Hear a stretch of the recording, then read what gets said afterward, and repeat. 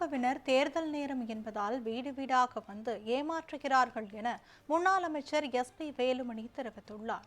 அதிமுக பொதுச் செயலாளர் எடப்பாடி பழனிசாமியின் பிறந்தநாளையொட்டி சென்னை திருவான்மியூரில் அதிமுக சார்பில் நலத்திட்ட உதவிகள் வழங்கும் நிகழ்ச்சி நடைபெற்றது.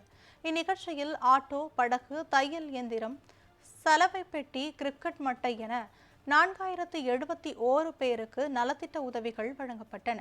இதில் சிறப்பு விருந்தினராக பங்கேற்ற முன்னாள் அமைச்சர் SP வேலுமணி பொதுமக்களுக்கு நலத்திட்ட உதவிகளை வழங்கினார்.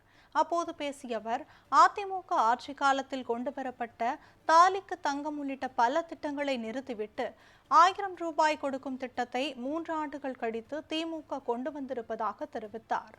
எடப்பாடியார் சட்டமன்றத்தில் தனி சிறப்பு கவன ஈர்ப்பு தீர்மானம் கொண்டு வந்து போராடி அதுக்கப்புறம் தான் கொடுத்தாங்க. கிட்டத்தட்ட 22-25 மாசம் கழிச்சு கொடுத்தாங்க. அதுக்கப்புறம் பாத்தீங்கன்னா முழுமையா கொடுக்கல. ஒவ்வொரு குடும்பத்திலையும் தரேன்னு சொன்னாங்க.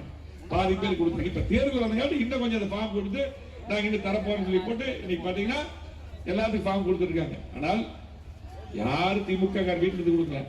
உங்களுடைய வரிப்பணம் எவ்வளவு வரி அதிகம் பண்ணியிருக்காங்க. அது மட்டும் இல்ல, எடப்பாடி இருக்கும்போது கொடுத்தார். உங்களுக்கு எல்லா குடும்பத்துக்கும் 2000 ரூபாய் கொடுத்தார்.